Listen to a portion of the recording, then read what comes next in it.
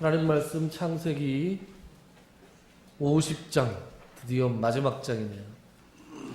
1절부터 14절까지의 말씀을 보겠습니다. 제가 읽겠습니다. 요셉이 그의 아버지 얼굴에 굽으려 울며 입맞추고 그 수종들은 의원에게 명하여 아버지의 몸을 향으로 처리하게 하매 의원이 이스라엘에게 그대로 하되 40일이 걸렸으니 향으로 처리하는 데는 이 날수가 걸림이며 애굽 사람들은 70일 동안 그를 위하여 곡하였더라.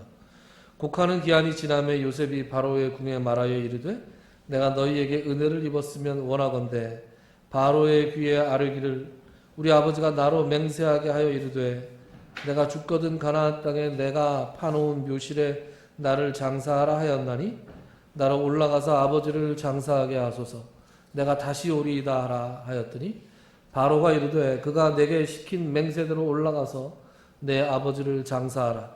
요셉이 자기 아버지를 장사하러 올라가니 바로의 모든 신하와 바로의 궁의 원로들과 애굽 땅의 모든 원로와 요셉의 온 집과 그의 형제들과 그의 아버지의 집이 그와 함께 올라가고 그들의 어린아이들과 양떼와 소떼만 고센 땅에 남겼으며 병거와 기병이 요셉을 따라 올라가니 그 때가 심히 컸더라. 그들이 요단강 건너편 아닷타장 마당에 이르러 거기서 크게 울고 애통하며 요셉이 아버지를 위하여 7일 동안 애곡하였더니 그 땅 거민 가나안 백성들이 아담 마당에 애통을 보고 이르되 이는 애굽 사람의 큰 애통이라 하였으므로 그 땅 이름을 아벨 미스라임이라 하였으니 곧 요단강 건너편이더라. 야곱의 아들들이 아버지가 그들에게 명령한 대로 그를 위해 따라 행하여 그를 가나안 땅으로 메어다가 마므레 앞 막벨라밧 굴에 장사하였으니 이는 아브라함이 헷 족속 에브론에게 밭과 함께 사서 매장지를 삼은 곳이더라.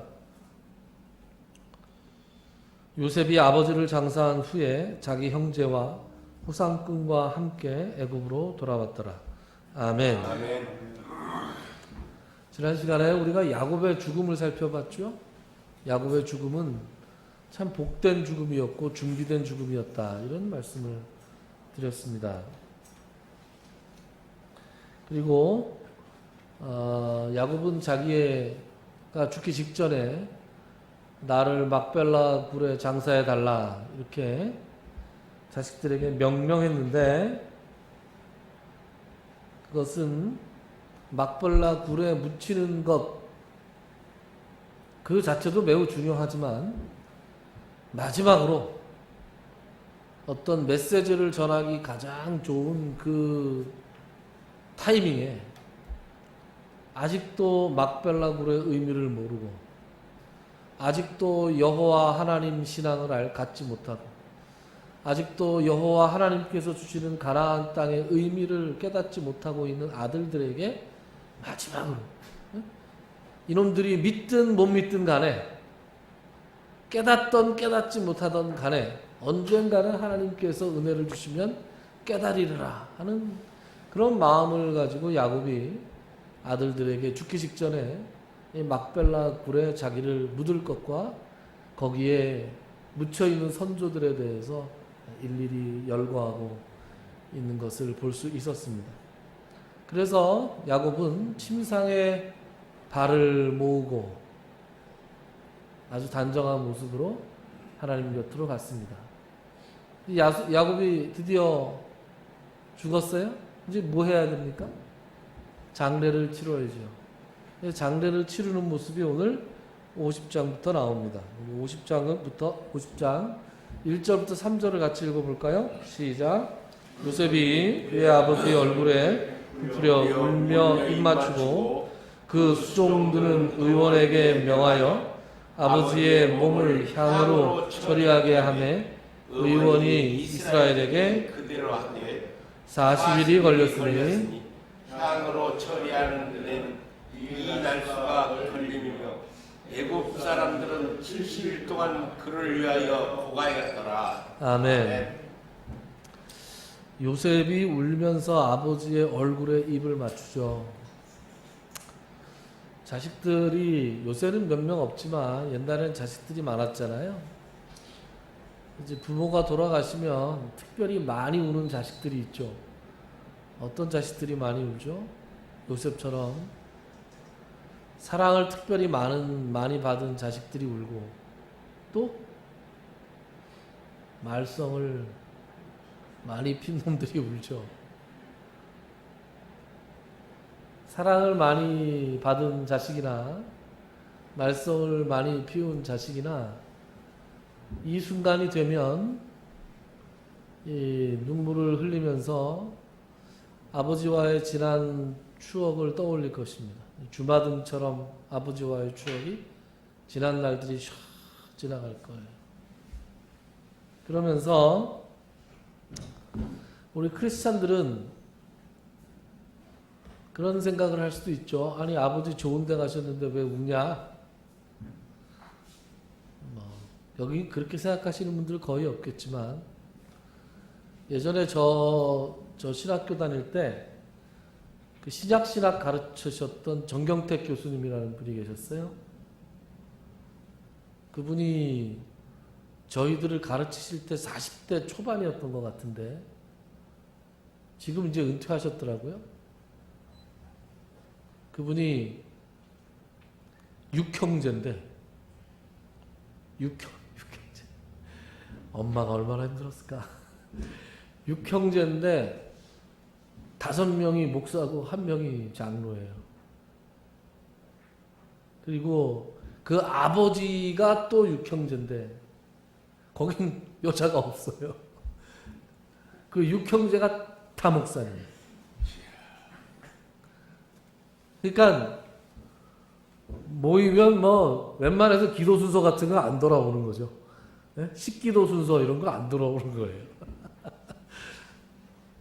근데 자기는 어렸을 때부터 장례 때 울지 마. 울지 마. 천국 가셨는데 왜 울어? 그래가지고 장례식 때 한 번도 못 울어봤대요. 그러다가 부목사가 돼서 장례를 갔는데 사람들이 막 울고 난리더래요. 그래서 적응이 안 돼서 처음에는 야, 이게 무슨 일인가 하고 굉장히 처음에 힘들었다, 그런 얘기를 하더라고요. 그래서 울지 마. 장례식에만 못 운 게 아니라 그분이 얼굴이 꼭 가면 같았어요. 제가 보기 얼굴에 표정이 별로 없더라고요. 아니, 장례식 때 안 우는 사람이 무슨 표정이 있겠어요. 굉장히 유능하고 굉장히 그 실력 있는 교수님이었는데 어렸을 때부터 너무 그렇게 조금 뭐라 그러죠? 좀 이상하죠, 그죠? 네. 여러분, 천국 가셨으니까 울어야 됩니까? 울지 말아야 됩니까?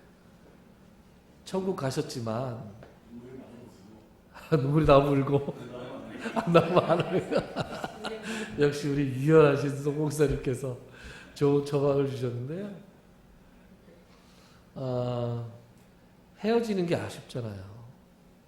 이제 다시는 살아있을 때 살아있는 얼굴로 이 세상에서는 다시 그 고인을 볼 수가 없잖아요. 다시 만날 수 없고 언젠가는 다시 천국에서 같이 만날 거다라는 소망은 있지만 한동안 이별을 하잖아요. 아들 군대 갈 때 울잖아요. 그죠? 그것처럼 그렇게 눈물이 나는 것처럼 그 정도의 슬픔, 헤어짐의 슬픔, 한동안 보지 못한다는 그런 슬픔이 크리스찬에게도 있는 것이죠. 그래서 마음껏 우리 송 목사님 말씀대로 눈물 나면 울고 눈물 안 나면 안 울고 그러시면 될 것 같네요. 자, 그리고 이 향으로 처리했다라는 표현이 나오죠. 이 향으로 처리했다라는 건 우리가 잘 알고 있는 그 미라를 만드는 겁니다. 성경의 인물 중에서 미라로 만들어진 인물은 딱 2인물이죠. 야곱과 또 하나가 누구겠어요? 요셉이겠죠. 네. 나머지 인물들은 미라로 만들어지지 않았고요. 원래 정승이 죽었을 때보다 정승집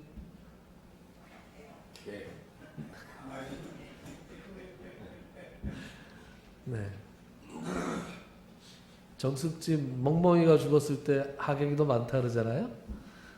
그러니 정숙집 아버지가 돌아가셨는데 얼마나 대단했겠어요. 그러니까 이 문자 그대로 요셉은 정승이었잖아요.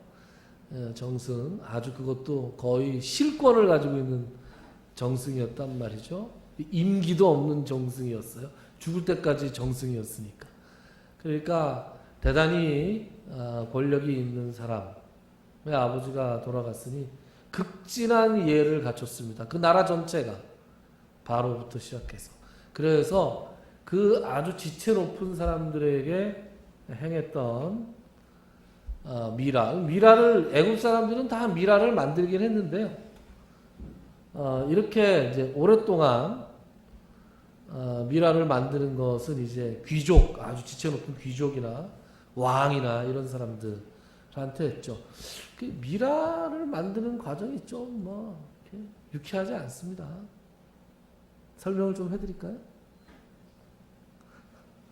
네, 떼내고 이래가지고 코를 통해서 이렇게 뇌를 싹 긁어내고 그 안에 향을 넣고 배를 갈라서 그 안에 내장을 다 끄집어내고 거기에 이제 향이나 썩지 않는 재료 이런 것들을 넣고 배를 꼬매죠. 이 사람들이 이제 코를 통해서 고를 빼낸다는 거 보면 이제 얼굴을 놔둔다는 거잖아요.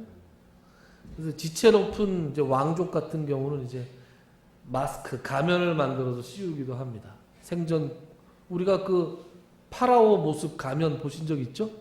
황금 마스크 보신 적 있잖아요. 그 마스크를 왜 만드냐? 이 사람들이 이제 부활을 믿었단 말이에요. 근데 우리 기독교인들이 알고 있는 그런 부활 말고 이 사람들이 영혼이 언젠가 부활해서 자기 몸으로 돌아오는데 이거 아멘 하시면 안 되는 거예요. 이게 잘못된 거니까. 이집트 사람들이 잘못 알고 있는 거 또 뜬금없이 아멘 그러시면 안 돼요. 이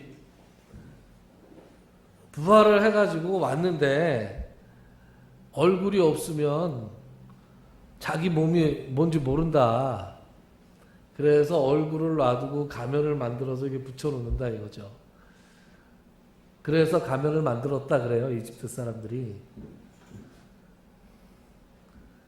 말이 되는 소리인지 말이 안 되죠. 말이 안 되죠. 그래서 이제 시체가 썩는 것 때문에 이런 너무 옆으로 나가는데 이게 시체가 썩는 것 때문에 지금도 화장에 반대하시는 분들이 있어요. 화장이냐 매장이냐 여러분들 생각은 어떠십니까? 대체로 나라가 조그맣고 땅덩어리도 없고 매장지도 없는데 무슨 매장이냐 화장으로 해야 된다. 그런데 아니 화장을 하면 우리가 부활할 때 어떻게 이렇게 생각하시는 분이 있는데 매장하면 안 썩나요? 썩어서 없어지잖아요. 우리가 부활할 때 우리의 몸이 신령한 몸으로 변하는 건 하나님의 강권적인 능력으로 변하는 것이지 우리가 미라를 만든다고 해서 하나님이 우리가 매장을 한다고 해서 하나님이 역사하실 수 있고 화장을 해서 흩어지면 역사하실 수 없다. 이렇게 믿는 것 자체가 하나님의 초월적인 능력을 우리가 인정하지 못하는 것이죠. 그래서 그런 이유로 매장이냐 화장이냐를 논하는 것은 의미가 없다. 다른 것 때문에 매장이냐 화장이냐를 논하는 분들은 있어요. 근데 그거는 너무 옆으로 나가니까 다음 기회에 시간이 있으면 말씀을 드리도록 하죠. 자, 이 사람들이 이제 미라를 만들 때 제일 정성 들여 만드는 기간이 40일이라고 해요. 40일. 40일을 채우고 그리고 애굽 백성들은 70일 동안 애도를 했어요. 와, 70일, 애도 기간이 70일이에요. 7호 35, 5명 죽으면 나라가 1년 내내 마비되는, 1년 내내 상중인 거예요. 야, 이 70일 애도 기간을 공표한 것은 누굴까요? 바로겠죠. 그러니까 바로 입장에서는 자기가 가장 아끼는 신하에 대해서 가장 커다란 예우, 최고의 예우를 갖춰서 70일 동안 너희들은 다 모든 백성들은 총리 요셉의 상을 요셉을 위해서 요셉의 아버지를 위해서 곡을 해라. 70일 동안 애도했습니다. 그러니까 바로는 정말 최선을 다해서 요셉과 야곱을 위해서 무언가를 한 것이죠. 다 누구 때문에 한 겁니까? 요셉 때문에 한 것이겠죠. 자, 4절부터 5절을 같이 한번 읽어볼까요? 시작. 곡하는 기한이 지나매 요셉이 바로의 궁에 말하여 이르되 내가 너희에게 은혜를 입었으면 원하건대 바로의 귀에 아뢰기를 우리 아버지가 나로 맹세하게 하여 이르되 내가 죽거든 가나안 땅에 내가 파놓은 묘실에 나를 장사하라 하였나니 나로 올라가서 아버지를 장사하게 하소서. 내가 다시 오리이다 하라 하였더니. 자, 요셉이 직접 바로한테 얘기하지 않고 전가를 보냈죠? 전언을 했습니다. 그 이유는 바로 앞에 갈 때는 학자들의 말이에요. 바로 앞에 갈 때는 수염도 깎고 의관을 정비하고 왕 앞에 나가야 되는데 지금 상중이라서 그것을 안 하고 있는 상태잖아요. 70일 동안 안 했단 말이에요. 그러니까 그죠? 얼굴이 형편없겠죠. 그래서 직접 나가지 않고 의견을 전달을 했어요. 그런데 의견이 전달 내용이 뭐예요? 우리 아버지가 돌아가시기 전에 아버지가 파놓은 묘실이 가나안 땅에 있는데 꼭 거기다가 장사해달라고 얘기하시면서 나한테 맹세를 시켰다. 그래서 내가 맹세를 했다. 그래서 가야 되니까 저를 좀 보내주십시오. 제가 다녀오겠습니다. 이렇게 얘기하는 거예요. 그래서 바로의 입장에서, 자, 바로가 이 말을 들었어요. 바로의 입장은 어땠을까요? 아니, 70일 동안 나라가 서 있었잖아요. 자기 딴에 지금 최대한 하느라고 했잖아요. 70일 동안 애도 기간을 선포했던 바로가 묘실 안 파놨겠어요? 최고급 묘실을 준비해 놨을 거예요. 애굽에다가. 그리고 거기까지 몰고 갈 리무진 이런 거 쫙 다, 그죠? 운구 행렬 이런 거 쫙 다 준비해 놨을 거라고요. 최고급으로 해놨을 거예요. 그런데 요셉에게 의외의 요청이 들어온 거예요. 그게 아니고 다 감사한데 가나안에 좀 갔다 와야 되겠습니다. 여러분, 가나안 지금 요셉이 지금 있는 곳은 어디냐 하면 이집트의 애굽의 수도가 지금은 카이로잖아요. 이 당시에는 멤피스였단 말이에요. 멤피스가 어디냐? 카이로에서 남동쪽으로 한 재보질 않아서 잘 안 나오더라고요. 잘 찾아도. 멤피스가 요새는 너무 조그만 도시가 돼서. 근데 눈도중으로 봤을 때 한 70km쯤 되는 그런 곳이에요. 거기에서부터 어디까지 가야 되냐? 가나안 땅이 앞동네가 아니잖아요. 가나안 땅이 대략 본이 800km쯤 돼요. 800km. 800km면 부산에서 서울 왕복이요. 네, 부산하고 서울 왕복이죠. 서울 지나서 계속 북으로 올라가면 신의주 가까이 가는 거예요. 신의주까지는 아니더라도. 멀잖아요. 거기 제가 갔다 오겠습니다. 그런 거예요, 지금. 그것도 이 성경 말씀을 읽어보면 직선거리로 간 게 아니라 이렇게 돌아서 요단강 동편으로 해서 다시 서편으로 해서 헤브론에 갔단 말이죠. 그러니까 제가 만약에 바로면 야, 이거 어떻게 해야 되나? 왜냐하면 지금 국정의 총책임자가 요셉이잖아요. 요셉이 자리가 없으면 여러분, 대통령이 이렇게 오랫동안 자리 비우면 어떻게 됩니까? 국정이 마비가 됩니다. 그죠? 국정이 마비가 되죠. 큰일 나죠. 대통령이 이렇게 되면. 그 대통령이 일주일 정도 외국으로 순방하러 나가면 국내의 모든 사람들이 그 대통령의 일을 대신하기 위해서 초비상사태로 있는 거 아니에요? 근데 대통령 한 1년쯤 자리를 비운다. 이게 좀 당황스러운 얘기죠. 근데 바로가 굉장히 난감했을 거예요. 그리고 주변에서 이 조언을 하는 사람들도 야, 이게 요셉이 좀 너무하는 거 아닌가? 이 정도 했으면 우리가 충분히 했는데 너무하는 거 아닌가라는 얘기가 나왔을 수도 있어요. 그죠? 그런데 기가 막힌 건 6절에 이런 말씀이 나옵니다. 6절 같이 한번 읽어볼까요? 6절 한 절 시작. 바로가 이르되 그가 내게 시킨 맹세대로 올라가서 네 아버지를 장사하라. 아멘. 네 아버지 장사해라. 아버지가 시킨 대로. 여러분, 바로 입장에서 이 말이 굉장히 쉽지 않게 나온 말이에요. 일단 첫 번째 아까 말씀드렸듯이 첫 번째 리더십의 공백이 있어요. 리더십의 공백 어마어마하죠. 바로는 지금 인장 반지를 빼주고 네가 다 알아서 하세요. 그리고 요셉한테 맡긴 지가 너무 오래됐어요. 그래서 지금 바로가 요셉 없이는 나라를 통치할 수가 없습니다. 그런 사람이 지금 800km 가는 거리를 왔다 갔다 해야 돼요. 왕복. 얼마나 걸릴까요? 시간이 굉장히 오래 걸렸을 겁니다. 거기다가 군인들이 속보로 갑니까? 지금 무슨 행렬이에요?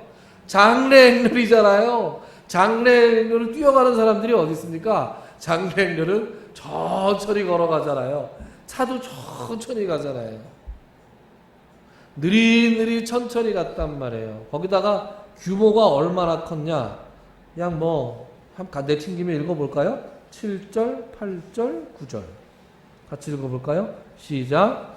요셉이 자기 아버지를 장사하러 올라가니 바로의 모든 신하와 바로 궁의 원로들과 애굽 땅의 모든 원로와 요셉의 온 집과 그의 형제들과 그의 아버지의 집이 그와 함께 올라가고 그들의 어린아이들과 양떼와 소떼만 고센 땅에 남겼으며 병거와 기병이 요셉을 따라 올라가니 그 때가 심히 컸더라. 아멘. 엄청난 행렬이 올라갔어요. 요셉 가족만 올라간 게 아니고 뭐요? 여기 지금 제일 중요한 대목이 바로의 모든 신하와 내각이 움직인 거예요. 관료들이 다 갔어요. 차로 갔겠죠. 병거 타고, 그죠? 마차 타고. 그리고 바로 국의 원로들, 애굽 땅의 모든 정관, 재계, 종교계 지도자들까지 쫙 다 간 거예요. 제2인자였으니까. 그 사람들이 죄다 이 800km 왕복을 하러 지금 가고 있습니다. 리더십의 공백도 공백이지만 이 사람들의 안전도 문제잖아요. 가다가 누굴 만날지 어떻게 합니까? 그래서 군사들이 또 따라 붙어야 되잖아요. 그래서 여기 뭐가 따라 붙습니까? 병거와 기병이 같이 따라갔다. 이 군대의 규모도 아마 대단했을 겁니다. 그러니까 인력, 비용, 시간, 거리 이런 게 엄청나게 들어가는 국가적인 행사가 되어버렸다. 그리고 또 하나, 요셉이 마음을 잘못 먹으면 어떻게 되는 겁니까 이거? 지금 바로 옆에 누가 있어요? 없지 않나요? 지금 바로 옆에 누가 있어요? 옆에. 애들 좀 있고 시중 드는 내시들 있을 거고 그러죠? 여러분 이성계가 위화도 했잖아요. 예. 그 요셉이 마음 잘못 먹으면 이거 회군해갖고 먹을 수도 있잖아요. 그런 의심을 왕들은 늘 하지 않습니까? 그래서 2인자가 가장 힘든 자리잖아요. 그러니까 2인자는 1인자한테 모든 것이 100% 노출되어 있어야 돼요. 그러니까 1인자가 항상 2인자의 모든 것을 알 수 있게끔. 그러니까 1인자는 2인자는 1인자한테 감추는 게 요만큼도 없어야 돼요. 그래야 인정을 받아요. 조금이라도 감추는 게 있으면 그냥 죽게 돼 있어. 그게 정치고 그게 권력이라는 거죠. 3시부터 4시까지 어디 갔는지 몰라. 이런 역적 모의했나 보다. 죽여라. 그럴 수도 있는 거예요. 당시에 법이 있습니까? 뭐가 있습니까? 바로의 말이 법인데. 바로가 그럼에도 불구하고 가라. 네 아버지의 명령대로 네 아버지가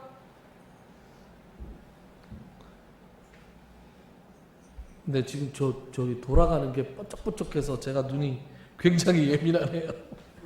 아니요, 괜찮습니다. 놔두세요. 제가 깜짝 놀라서 그래요. 네.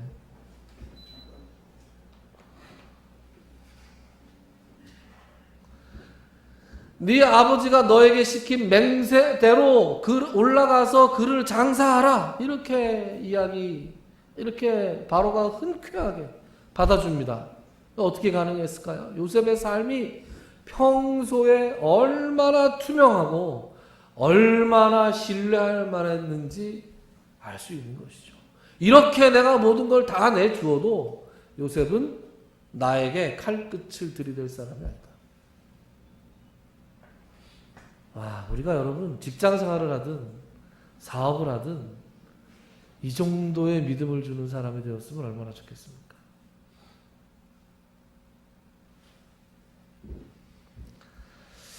자, 이 엄청난 규모가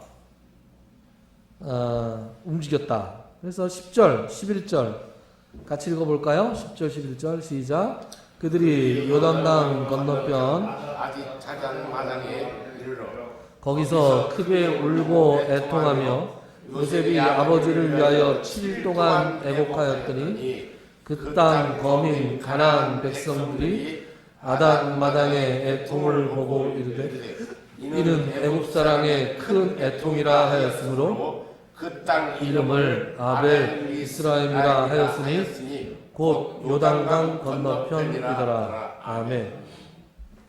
지금 큰 구경거리가 났죠. 당시에 무슨 재밌는 텔레비가 있습니까? 뭐가 있습니까? 아무것도 없잖아요. 사람들이 갑자기 애굽에서 엄청나게 보니까 다 고관 대작들 같은데 그런 사람들이 오더니 엉엉 우는 거예요. 그래서 가나안 땅 사람들이 다 나와서 구경했을 거예요. 그죠? 야, 따라 울었을지도 몰라요, 누가. 그다음에 누가 죽었냐, 근데 한참 울다가 누가 죽었냐 그러는 경우 있잖아요. 그것처럼 지금 그래 아마 그랬을 거예요, 이 사람들이. 네. 일단 구경하고 그리고 이 사람들이 정말로 슬프게 우는구나. 그래서 그 땅 이름을 아벨 미스라임이라는 말은 애굽의 다른 이름입니다. 이집트의 다른 이름이 미스라임. 그들의 종족 이름이 미스라임이에요. 아벨은 슬픔 이런 뜻이겠죠. 12절부터 14절까지 마지막입니다. 같이 읽어보죠. 시작. 야곱의 아들들이 아버지가 그들에게 명령한 대로 그를 위해 따라 행하여 그를 가나안 땅으로 메어다가 마므레 앞 막벨라가 굴에 장사하였으니 이는 아브라함이 헷 족속 에브론에게 밭과 함께 사서 매장지를 삼은 곳이라. 요셉이 아버지를 장사한 후에 자기 형제와 후상꾼과 함께 애굽으로 돌아왔더라. 아멘. 자, 아무 일 없이 애굽으로 돌아왔죠. 자, 드디어 막벨라 굴에 장사했습니다.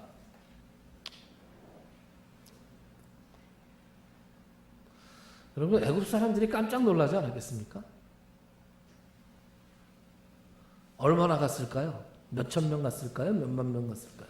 몇천 명 갔겠죠. 몇백 명은 아닐 것 같아요. 몇천 명이 넘겠어요. 몇천 명 넘을까요? 네. 이근섭 장로님 의견을 받아들여서 몇천 명 넘는 걸로 정리를 하죠. 네. 그 사람들이 따라가면서 무슨 생각했을까요? 애굽 사람들이. 야, 얼마나 기가 막힌 묘시를 펴놨길래 여기까지 가는 걸까? 그러지 않았겠습니까? 가면 애굽엔 이집트에 우리의 이집트에는 없는 피라미드 같은 게 엄청난 게 있나 보다. 그러 가지 않았을까요? 갔는데 조그만 굴이 하나 있는 거예요. 저거 판 거라고? 원래부터 굴 같은데? 그죠? 애굽 사람들이 깜짝 놀랐을 거예요. 아니, 여기에 묻을 거면 우리 애굽에 좋은 묘실이 얼마나 많은데, 아니 여기 기껏 여기에다 묻자고 지금 지금 이 많은 사람들 여기까지 온 거야 지금.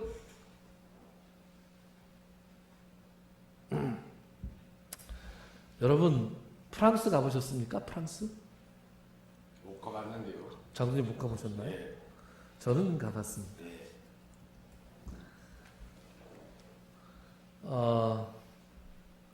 몽마르트 언덕 가보셨나요?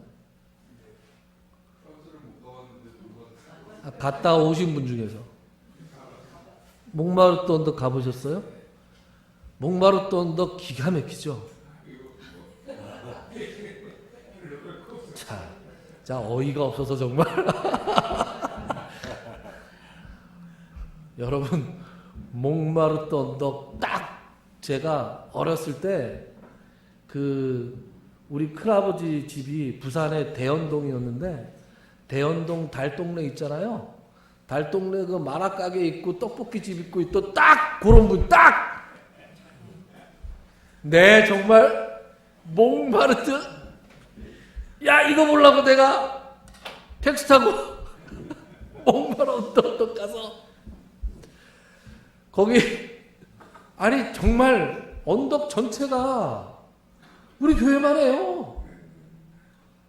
우리 교회만 해요. 거기에 월미도 가면 이 사람들 옛날에 얼굴 그려주던 사람들 있잖아요. 그런 화가들 몇 명 앉아 있고 더럽게 비싸게 봤죠. 그리고 이렇게 보면 이렇게 음식점이 있는데 그래도 뭐 먹고라도 가자. 프랑스 파리 몽마르트 언덕에서 스파게티 냉동 스파게티 데워주는 것 같더라고요. 느낌이. 설마 그러진 않았겠지만 이야 스파게티 면 다 불고 값은 더럽게 비싸고 몽마르트 언덕 아주 치가 떨립니다. 치가 떨려. 이 사람 다음에 한번 그래도 가보실 거 같아요. 나중에 가시게 되면 파리에 몽마르트 언덕 꼭 가보시고 그때 제 얘기를 꼭 기억하십시오. 야 내가 진짜 이거 보려고 정말 기도 안 막힙니다. 기도 안 막혀. 어느 동네나 있을 만한 그냥 뒷골목이에요. 근데 뭐 스토리가 있긴 있죠. 스토리가 있긴 있습니다만 우리가 뭔가 이렇게 기대하고 갔던 그런 것은 좀 아니었다라는 생각이 들어요.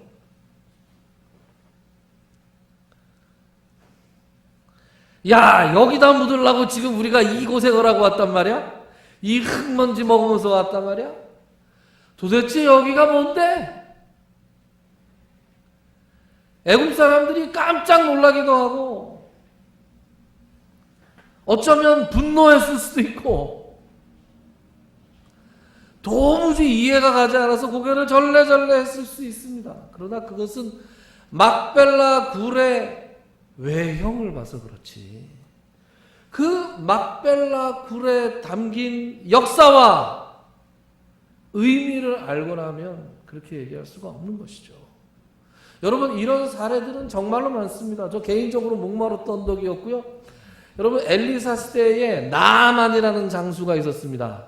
엘리사 시대에 나아만이라고 그때는 이제 항상 그때 이제 이 패권을 누가 가지고 있었느냐? 이 아람, 지금으로 치면 시리아 있죠.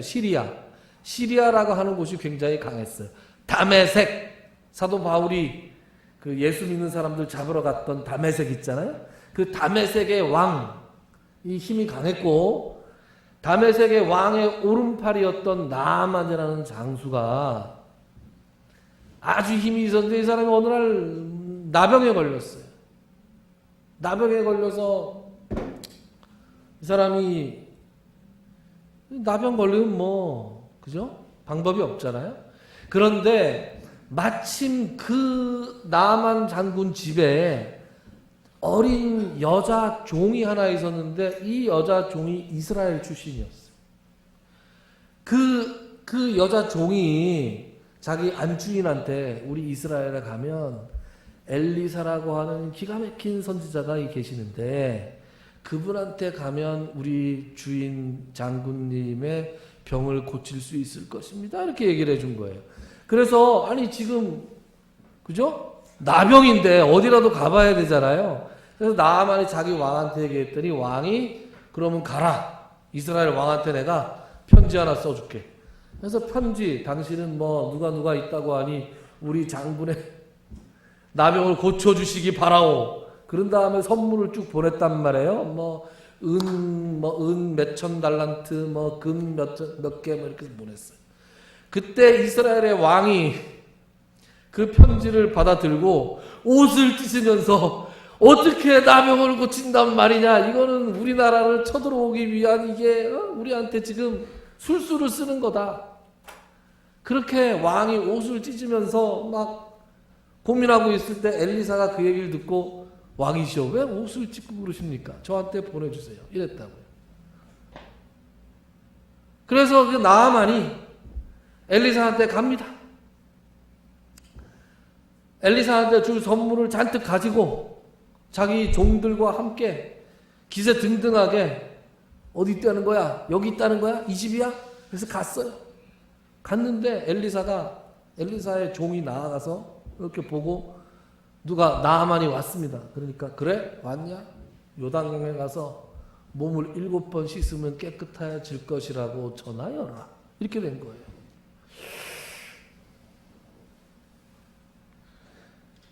김홍규 목사가 신유의 능력이 뛰어나서 우리 대통령께서 큰 병에 걸려서 우리 교회에 오셨는데 제가 여기 앉아갖고 대통령한테 저기 목동 어디 가면은 생수가 있는데 그 생수 이렇게 이렇게 7병 드시면 낫습니다. 나가서 인사도 안 하고 그러면 어떻게 되는 거예요? 큰 결례 아닙니까? 그죠? 건방지가 그죠? 네. 건방진 놈 정도면 뭐 아주 점잖게 얘기하는 거죠, 그죠? 지금 딱 그거 아니에요. 나와서 인사도 안 해요. 요단강에 가서 7번 목욕하시오. 그러면 나을 겁니다. 이렇게 얘기합니다. 그때 이 나아만이 완전히 화가 나서 뭐라고 얘기하냐면 이렇게 제가 읽어드릴게요. 뭐라고 그러느냐. 나아만이 노하여 물러가며 이르되 내 생각에는 그가 내게로 나와 서서 그의 하나님 여호와의 이름을 부르고 그의 손을 그 부위 위에 흔들어 나병을 고칠까 하였도다. 아니 와가지고 뭐 인사라도 하고 뭐 안수라도 하고 에? 그래야 되는 거 아니야? 우리의 상식으로도 그렇지 않습니까, 여러분? 그런데 나아만이 뭐라 그러느냐? 다메섹 강 아바나와 바르바른 이스라엘 모든 강물보다 낫지 아니하냐? 내가 거기서 몸을 씻으면 깨끗하게 되지 아니하랴 하고 몸을 돌려 분노하여 떠났다. 야, 다메섹엔 강 없냐? 이거죠. 야, 강물에 몸 씻을 것 같으면 내가 우리 동네에 있는 강에서 몸 씻지. 거기가 더 깨끗해. 거기가 더 커. 거기가 더 맑어. 내 이런 걸 믿고 왔다고 에이 패하고 이제 갈라 그러는데 종들이 말려요. 종들이 말려. 주인님. 아니 목욕하라고 하는데 목욕하시면 되잖아요. 목욕 말고 더한 걸 하라고 해도 이 병이 나으려면 해야 되는 거 아닙니까? 목욕을 하라고 하는데 그게 뭐가 문제가 됩니까? 나아만이 가만히 듣고 보니까 그런 것 같아요. 지금 자기가 성질 부릴 때가 아닐 것 같아.